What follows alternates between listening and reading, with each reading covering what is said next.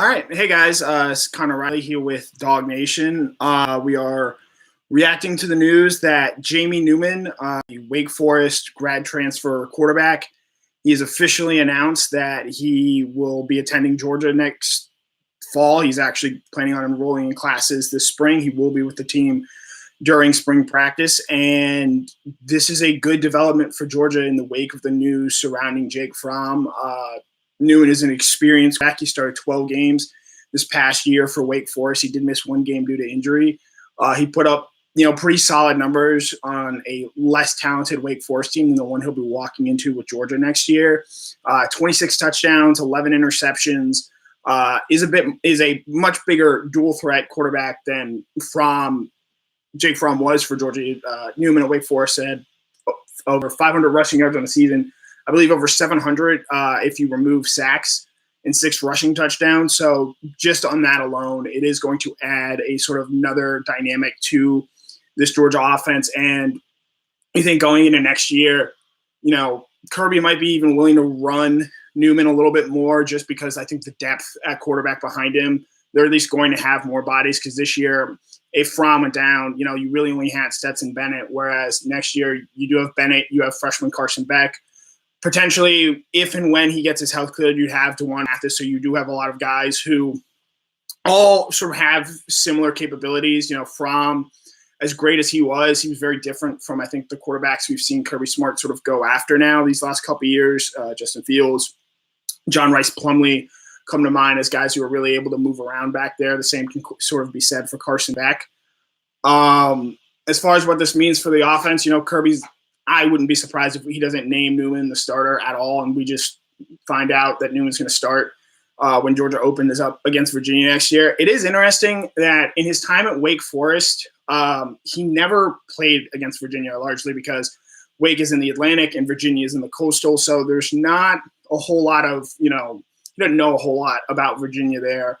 But I think the big thing with Georgia right now, what this means is, they're still probably, when all these new way too early top 25s come out next year, Georgia's still going to be in that 4, 5, maybe even 3 range, whereas they didn't land Newman or they were planning on rolling with Beck, Bennett, and Mathis. I think you would have seen them a little bit further down the list, but Newman is a guy who's going to bring a really strong, deep passing threat and running threat to this Georgia offense. So let me catch my breath for a second, and let's do some comments.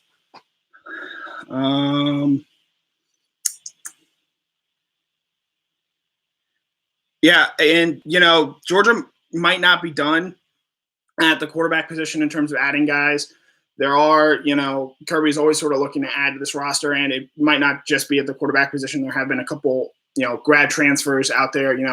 Tariq Black, a wide receiver from Michigan, is someone who I guess tweeted something positive about Georgia. There's also a Florida State grad transfer tight end that Georgia, I think, would be very wise to look at, just given they don't have a whole lot of proven depth at that position next year.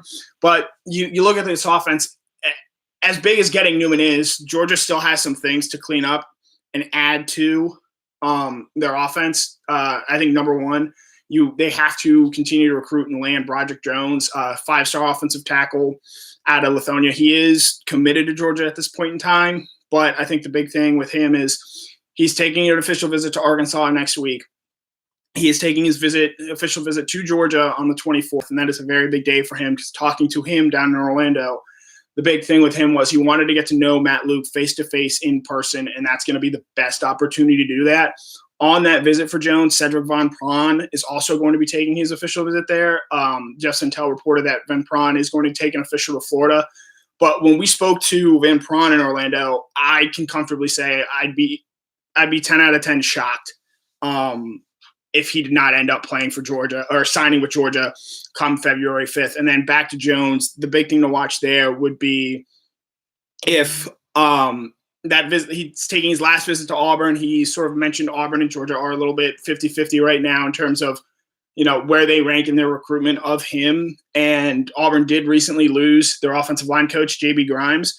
But I think the next thing with that is Grimes was not, the coach he was closest with on that staff. That was Larry Porter, his tight ends coach. So I don't think it's necessarily the huge loss that some people might be making it out there to be. Georgia is still very much going to have to win and impress Jones and win his recruitment, because I think if they land Jones, I kind of think Jones might be the favorite to man that starting left tackle spot now that Cade Mays is at Tennessee. You look at that offensive line next year. I mean, as well as Georgia's recruited there, it is going to be a step down, but they do have guys who've played and have experience. I would think Justin Schaefer is going to be that left guard.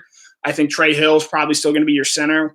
Right guard, Ben Cleveland. He hasn't officially announced anything, but in speaking with Jake Rove, 247 Sports, Cleveland's dad said he would be back next year. And I think you're going to see Jamari Sawyer at that right tackle position.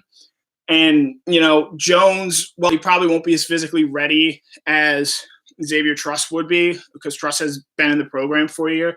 I think with everything Jones potentially can do, I think you maybe have to take that risk of letting him struggle those first couple games until, we sort of see what we have there with Jones. The other big thing with Newman, and I think this is a big reason why Georgia specifically targeted him, is because he is able to get here in the spring. Georgia, in the first 12 days of their season next year, play Virginia and Atlanta on a Monday night. They play East Tennessee State at home on a Saturday, and that's obviously a game they're going to win by a lot and hopefully rest their starters. And then their third game of the season, they visit Tuscaloosa. So we're going to learn really quick sort of what Jamie Newman can bring to this offense and what Georgia has, because that Alabama game is going to be hugely important for a number of reasons. It would not surprise me at all if CBS wanted to make that the one night game they get all year next year. Georgia's season, because again, remember, Auburn and Tennessee have sort of flipped on the schedule. Georgia now plays Auburn on October 10th instead of, that usual November date. So there's a pretty decent chance by the time going into the Florida game, we're going to know where Georgia potentially sets up in sort of that winning the SEC East scenario, because by the time they play Florida on Halloween next year, they'll have played the three toughest teams on their schedule. And, if you can get through those three games, 2-1 or 3-0 potentially, I think that'd be huge for Georgia. And that's, sort of the thing. And, you've sort of seen this from national media people talking about it. There is a growing sense of pressure on Kirby Smart. This is a team that they went 12-2 this year, probably going to finish number 4 in the country. They've won at least 11 games the last 3 consecutive seasons. But you can also, based on this season anyway, Georgia was clearly not in that national title winning elite tier team that Clemson, LSU, and Ohio State occupied. Now, LSU is going to lose a lot next year. Joe Burrow will be gone. I'm sure they'll have their run of early defections to the NFL draft. It'll be interesting to see what Joe Brady ends up doing. I believe Ian Rappaport yesterday reported that it was Football Scoop reported that Matt Rule would be interested in hiring him as an offensive coordinator. I don't think that means LSU is going to fall off the map if Brady leaves, because Orgeron has shown that he can do a really good job of bringing in new minds to sort of energize his team. But I'd be hard-pressed to believe that they're going to turn around and be this dominant next year. But Clemson brings back Trevor Lawrence, who has still not lost a game in his college career, and Ohio State brings back another loaded team led by Justin Fields. And that is sort of the tier that Georgia has to try and get into and sort of stay into, because as great as that 2017 run was, I think we can now kind of comfortably say that that was maybe a one-off and not the tier that Georgia lives in every single year. They're more in that Oklahoma tier right now, where they're very good.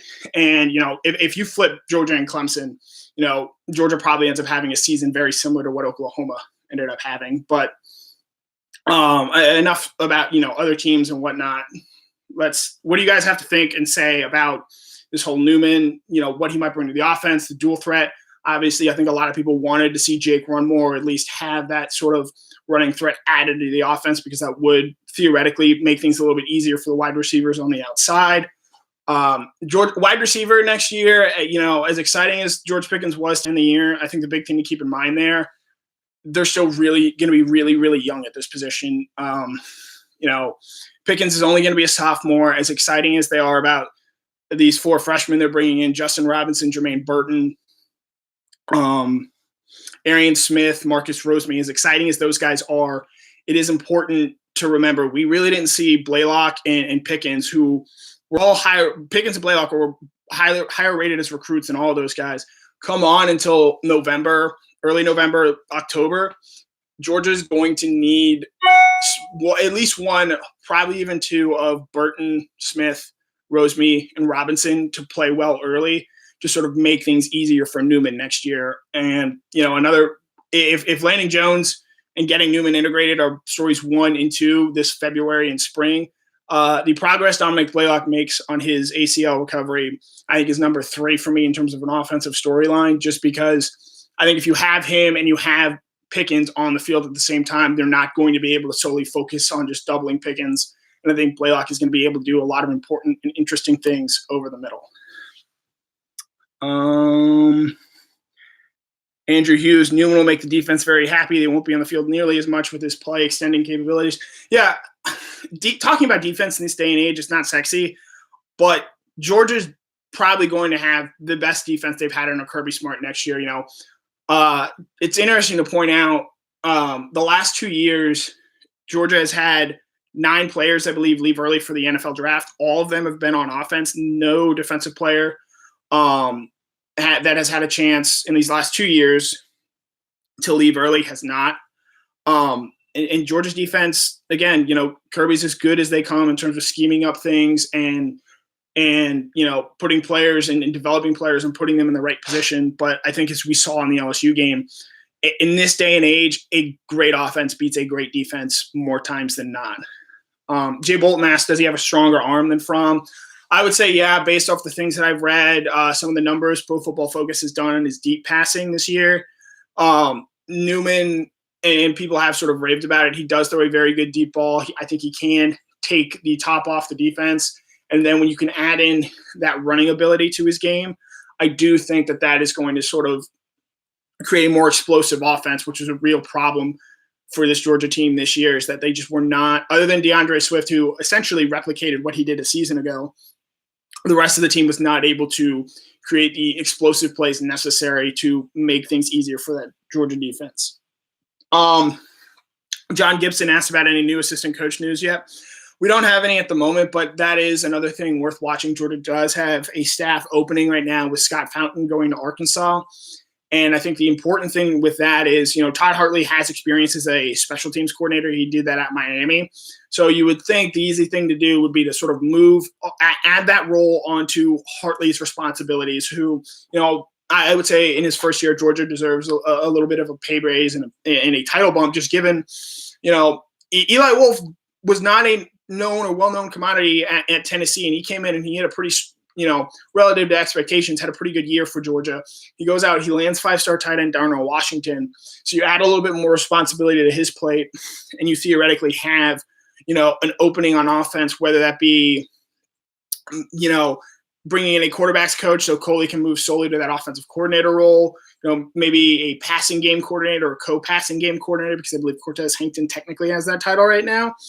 But, someone in that obviously Joe Brady mold of a guy who, can come in and sort of revolutionize this and upgrade this Georgia offense. I think the thing that I'd be looking for is go out and try and get an NFL name, do sort of what Orgeron did there. Because I just tend to believe, I think better coaches come from that NFL level. And if Kirby can go in and bring in a guy like that, I think, and this is just an opinion here, but I do think that's going to help Newman both in terms of next year and potentially, long-term at Georgia in terms of, hey, because LSU right now, with what they've done with Joe Burrow, they've made it an incredibly attractive place for Georgia or for quarterbacks to come in and say, that's a place a guy came in, started year 1, year 2, became the best player in college football.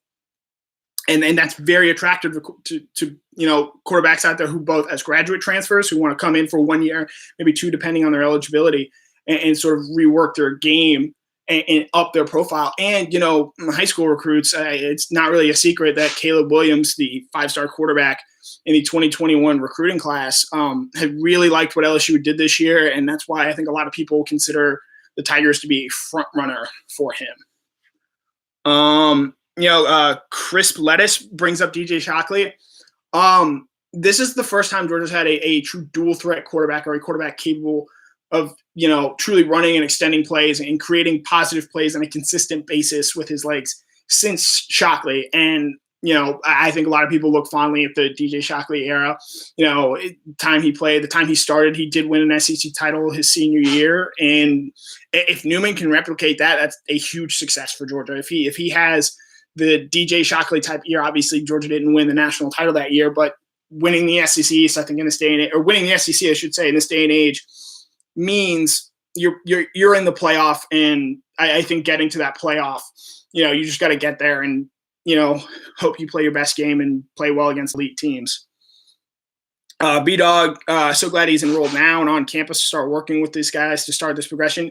I think that played a huge role in why Georgia chose to specifically target him. I'm no secret, I was a big fan of KJ Costello, who I think is a very good quarterback, and some team is going to be very lucky to land him. But, he doesn't finish at Stanford until June. And, with the way Georgia season starts next year against Virginia in a neutral site and then at Alabama in week 3, Georgia's going to need to start the season fast next year. And I think these, extra reps and early reps you can get with his receivers, they're going to be huge. And that ultimately, I think, was why Georgia chose to go out and try and get Newman, a guy who can come in right now, literally go to class on Monday and start working out, practicing, and getting to know his teammates and developing that sort of chemistry there. Let's see. Caleb Hertow, I won't be surprised if Newman is in New York at the end. I mean, if he transfers what he was able to do at Wake with the deep passing and the running, and Georgia wins an SEC, I think it wouldn't surprise. You saw this with Jalen Hurts this year. He goes to Oklahoma. Obviously, it's Oklahoma's obviously a better team than Alabama, but that step down in the league, he went to a place that really, I think, prioritized his skill sets and what he did well, and that's a big reason that he put up the numbers he did this year, and was able to get to New York. Even though I think that LSU game sort of showed he's still that same player that we thought he was all along. Well, that's not a good comment.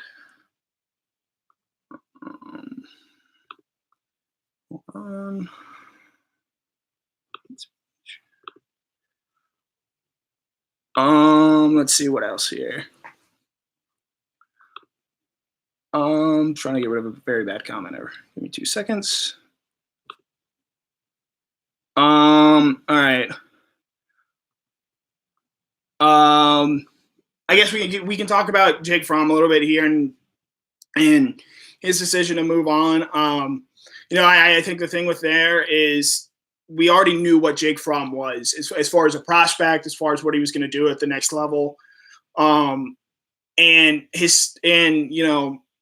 More tape on you or more stuff out there on you isn't necessarily a good thing. You've seen in the past guys like Matt Barkley came back for their senior seasons, and he went from a guy who would have been a very high draft pick to someone who now he's a career NFL backup. I think you look at Justin Herbert, a guy who may have been the first quarterback taken last year, and now he's at best going to be the third guy taken behind Burrow and Tua. And it is a risk coming back for your senior year. I do sense that there are some people who wish that he came back to sort of try and finish off on a higher note. I think he'd even admit this was a disappointing season for him and the Georgia offense, just given the way things sort of spiraled. And I think maybe the farther we get away from it, maybe the more we'll be able to appreciate what Fromm did. Won an SEC as a freshman, 3-0 against Florida. And the last 2 games he played against Florida were outstanding. I know, people will bring up 0-4 against Alabama and LSU, but I don't, in both those Alabama games, Georgia had the lead in the fourth quarter because of Fromm, and you can make the case, they didn't score enough in those games. But, Fromm put them in a winning position, and I think it was the defense ultimately in those games that sort of let Georgia down there. And I don't know if it's necessarily fair to put all that on him. And, his last game against Alabama in the 2018 SEC championship game, he threw for 300 yards and 3 touchdowns. I mean, it's hard to really fault a guy for that kind of performance there. A couple guys bring up Mathis, Beck, etc. I think, I'll be very interested to see what Carson Beck does this spring, and B, if and when Dwan Mathis gets cleared. As we know, Mathis had brain surgery last May. He is working out. He has done some drills in practice, but live contact with a brain injury, with a head injury, it is football. It is a violent game, and this is something you have to be very, very safe and secure with. So, you have to err on the side of caution here. And Kirby sort of over the course of the season let us know sort of the process behind it is, when you go in, they're trying to just make sure everything is intact and clear and healthy with his brain. Because of the radiation, you can't go in and have those checkups, every week, every so often. So that definitely has sort of strung out the recruitment there. John Gibson asks, do you think we can hang on to the Jones commitment? I do. I think Jones is doing his due diligence. He wants to see what's out there. But I think for him, the proximity to Georgia and just, I think he knows. And granted, he could do this at Auburn as well because they lost a lot of offensive linemen off their team this year. I think he knows now with Cade Mays gone, he's going to have a chance to come in and start right away for Georgia next year. And I do think that is something that can be enticing to him. And I think there's a real chance he's good enough to handle that. He might have his struggles in the Alabama game because that's going to be a lot. That's going to be a big ask for a true freshman who comes in over the summer to go into Bryant-Denny Stadium and sort of handle, that Alabama defense. Though, that Alabama defense this year wasn't up to the past standard of Alabama defenses. But I do think Georgia eventually holds on to him. And I think the big thing with this Newman news now, and I'll probably write this at some point this week, with him on campus, with him there, that Alabama game becomes really important, and I think now a lot more winnable. Just because I wouldn't have believed Bennett, Beck, or Mathis was necessarily capable of going in there and winning. Whereas Newman, he's been through some big games. Now he struggled against Clemson when he played them this year, but Wake Forest against Clemson, you might as well be throwing the Centennial Knights out there to play Georgia. I think it was just such a mismatch that he really wasn't able to do. That's just not a fair game and a fair ask of him to go out and try and win a game against a team that, there's a very good chance ends up winning the national title this year. I think one thing, if you dig through his stats and numbers, he had a shoulder injury that caused him to miss the Florida State game. And if you look at his numbers after that, they sort of dipped. I believe 4 out of his last 5 games, he had a completion percentage under 50%. He left, I believe, the Syracuse game with an injury while the offense sort of struggled in there. But, I think when you look at the totality of what he can do, his deep passing is, I believe, his best passing attribute at this point. And, his ability, I'd be pretty surprised if he finishes with as many rushing yards at Georgia next year as he did this past year. But I think just Georgia having a threat and, running him maybe 3, 4, 5 times a game, keeping those read options, you don't want him taking a lot of hits, obviously, but just having that fact in there, I think is going to be really important to this Georgia offense. And, having those legs does allow him, I think, to extend plays both out of the pocket and potentially inside the pocket. Preston Golden says Grayson Lambert 2.0. I think Newman was a much better quarterback at Wake Forest than Lambert was at Virginia. And I covered the Lambert season. I would add that was a Brian Schottenheimer-led offense. And, I know Coley isn't exactly a popular figure right now, but I think Coley, from what I saw this year, I think Coley is significantly better at his job than Schottenheimer was as the offensive coordinator there. If Mike Bobo doesn't leave for the Colorado State job and Georgia retains him as an offensive coordinator, I don't think Grayson Lambert ever comes to Georgia. And I do think that end of the Mark Richt era looks very different than it ultimately ended up doing. It's critical. It's not great as Lambert was. He went, I believe, 11-3 as a starter. Now, there were a lot of ugly games in there. Georgia 9, Missouri 6 comes to mind. They got blown out by Alabama at home that season. There was a big come from ahead loss against Tennessee, but Again, Newman's not going to be asked. I think, I think next year Georgia is still going to be defense and running game. They just, when called upon, Newman, I think, is going to need to be able to hit on those deep passing plays to make sort of those chunk plays. And if he can do that, and I don't think that's a big ask, I think he's going to be just fine. OG Benny Frank brings up Newman's just going to have so much more talent around him at Georgia next year. Pickens, Blaylock, Zamir White. I think he showed you some nice things in that Sugar Bowl game. Kenny McIntosh.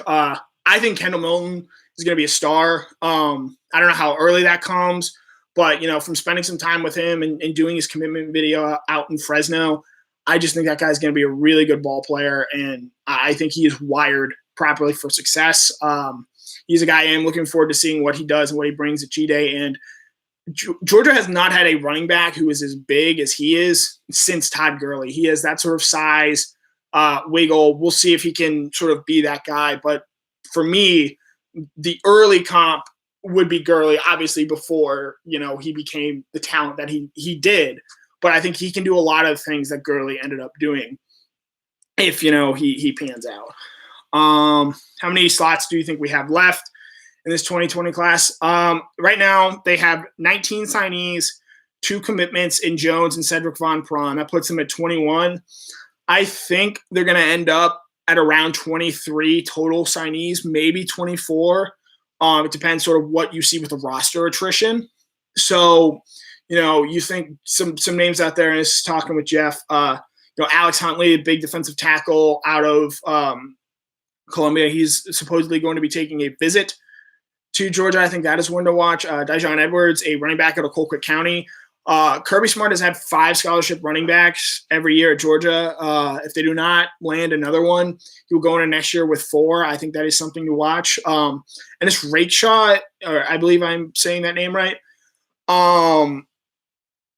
He's a guy, Jeff Santel put up a great story on him today, a guy whose recruitment is really blowing up. Georgia's going to get his last official visit. He's a defensive back, played for one of the best teams in Texas. And if you go look at what he did against some 5-star wide receivers, Raheem Jarrett, Jackson Smith, Nwamba, I believe I'm saying that name. I don't know if I'm saying that name correctly there, but he played very well against some of the best wide receivers in the country, and is a guy I think could have a very good year and a good career. When Georgia and Alabama offer you as a defensive back, I think that says a lot. I saw a comment in here. Somebody asked, are Georgia upsetting Auburn today? I mean, it'd be great if they could, but Auburn's got a guy, Isaiah Okoro, who is a freshman wing who is an incredible defender. I'll be very interested to see how Anthony Edwards plays today. I know he had 23 points against Kentucky, but I did not think that was his best game. I think he took some bad shots, and he didn't look great on defense in that game. But this is an interesting test for Georgia. I think the fact that this game time was moved up because of the potential storms, I do kind of think that helps Georgia a little bit. I don't think the crowd will be as quite into it as they would have been for the original 6 o'clock start. And, Georgia might be able to catch an Auburn team who is undefeated, one of 2 undefeated teams in the country left, potentially sleeping. Like the praise Rick gave Newman, said he'd be the best QB in the SEC this year. That's lofty praise and expectations to put on Newman. But, Rick is a guy who's seen a good amount of Newman in his time at the ACC network. I wrote this, I believe, this morning. If you look at the quarterbacks coming back next year, it's Kellen Mond and Kyle Trask. And, I don't know if anyone really scares you there. So it wouldn't – I could certainly see a scenario playing out where Newman has a very great year and by the end of the year does end up potentially being the best quarterback in the SEC. But I'm also not necessarily expecting him to go out there and be, Joe Burrow to, even Jalen Hurts at Oklahoma. But I do think there is potential there for Newman to have a strong season. And I think it's really, if he can get a win in that Alabama game, which Georgia has not beaten Alabama, ironically, since the last time they played in Bryant-Denny Stadium back in 2007.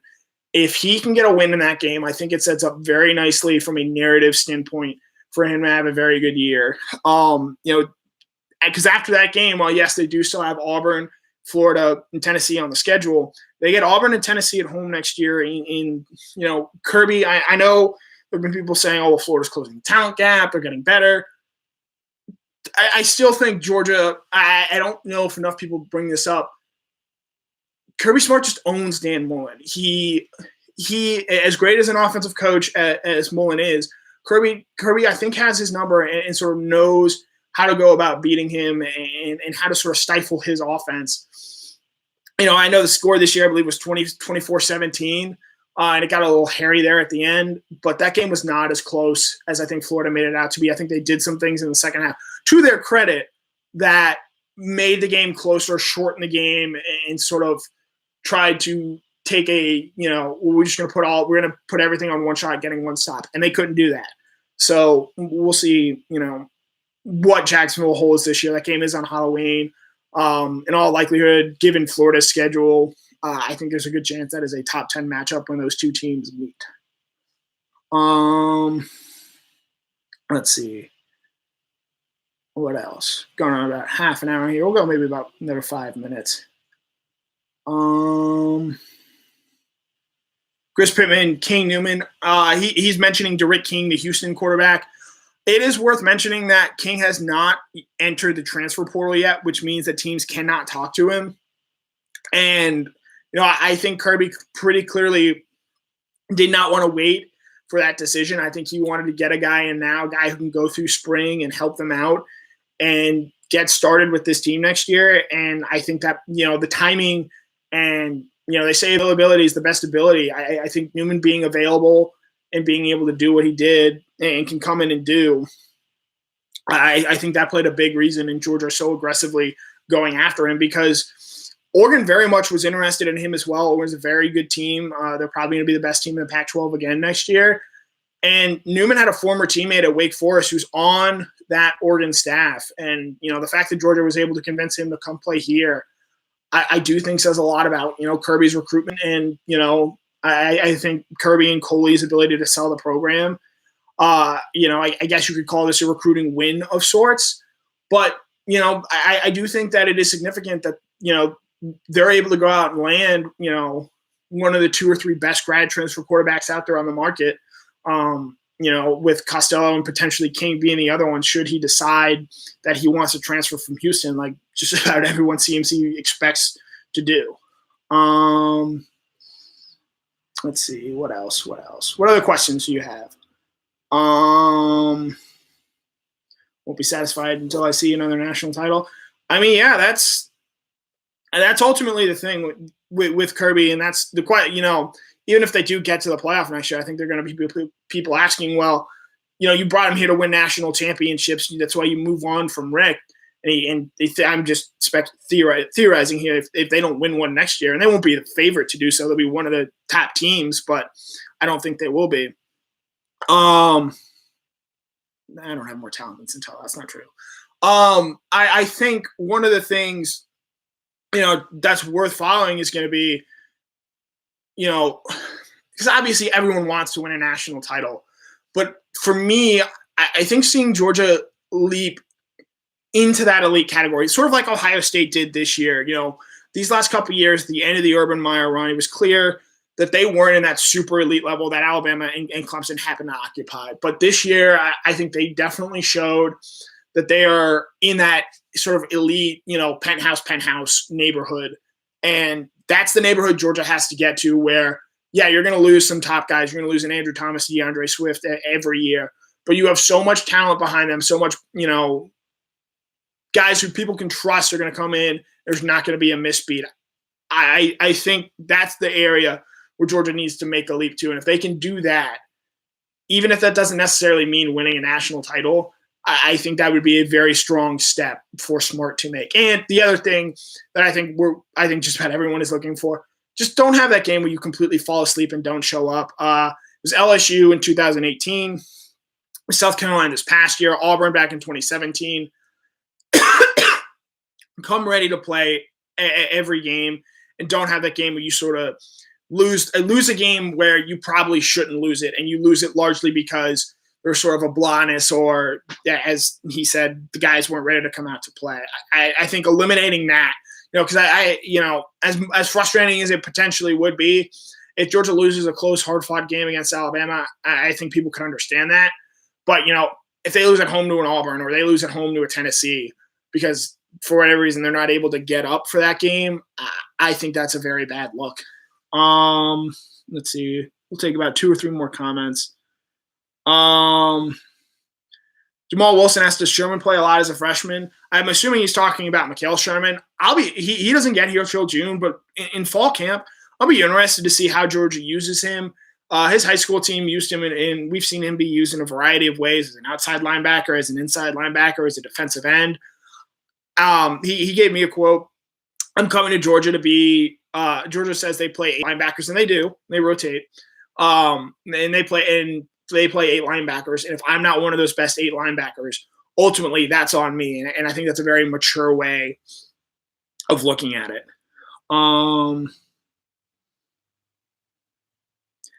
John Gibson asked, do you think Sawyer moves to left guard and they go with the young guy at both tackles?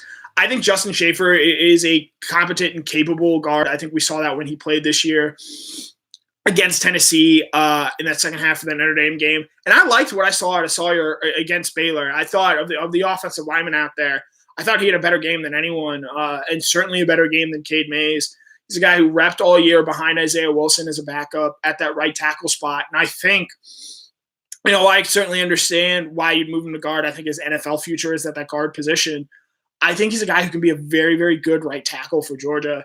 And I think you got to kind of keep him there and see what you have, because they do have a little bit more experience at that guard spot than the tackles. And I don't know if you want to go into Alabama or play Auburn where you've got 2 young freshmen right and left tackles. That's not necessarily a recipe for success.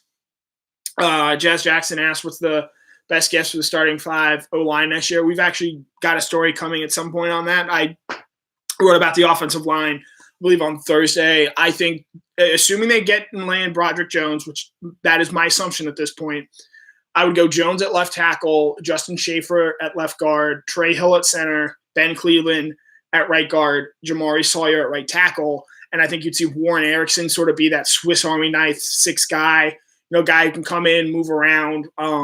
If there is an injury, I think he's the guy who would come in at either center or guard. He played a lot of center in high school. It also, if they want to get creative, wouldn't surprise me if they put Erickson at center and potentially move Hill to one of the guard spots, because I do think that's where Hill's maybe best success might be had. Just given, Hill is massive. He's got tree trunk sequoia trees for legs, and at the center position, you have to move around a lot. And I do think the movements, he did struggle that sometimes, whereas with guard, it's a much more stationary position, just blocking the guy straight up in front of you. And I do think that's interesting. I see people asking about Clay Webb. I'll be interested. I mean, there are a lot of, as much as they lose, there are a lot of interesting and good players on that line. And I think Webb's going to have to go out and prove himself. I think it'd probably be at one of the guard spots. Potentially that's where he practiced a lot this year. He did end up redshirting because he only played in 2 games. So, we'll sort of see what happens with him. It's interesting to watch. I'd say right now he's not one of the favorites to start or necessarily play a lot, but he's a guy who came in and rolled early last January to sort of get a jump start. And I think, now that he's been in the program for a year, obviously he had to put on some weight when he got to Georgia. Now that he's maybe a little bit more comfortable with everything, maybe he is able to make a move and push for a starting spot. Let's see. Any last questions, comments, concerns? Again, recapping the big news, Georgia lands Jamie Newman. The big things to know with him, he's a Wake Forest grad transfer, 26 touchdowns, 11 interceptions, over 700 rushing yards if you remove sack yardage, 6 rushing touchdowns, a guy who throws a pretty strong deep ball that some have said that's his best passing attribute. I wouldn't expect him to necessarily put up the rushing yards that he did at Wake Forest, but I do think Georgia's going to certainly use him in that aspect to just try and keep defenses more honest. I think it's a big win for Georgia just in the sense that it's going to make them a lot more prepared and a lot more, I think, capable for what Alabama is going to throw at them in that third game of the season, because they're going to be able to beat Virginia. I know Virginia went to the Orange Bowl this year, had a strong season. Shout out to my cousin Brian, who's a Virginia alum. But Bryce Perkins did so much for that team. He won't be back next year. They'll be breaking in a new quarterback there. And I think that's a game Georgia's just going to be able to flex its muscles and out-talent Virginia.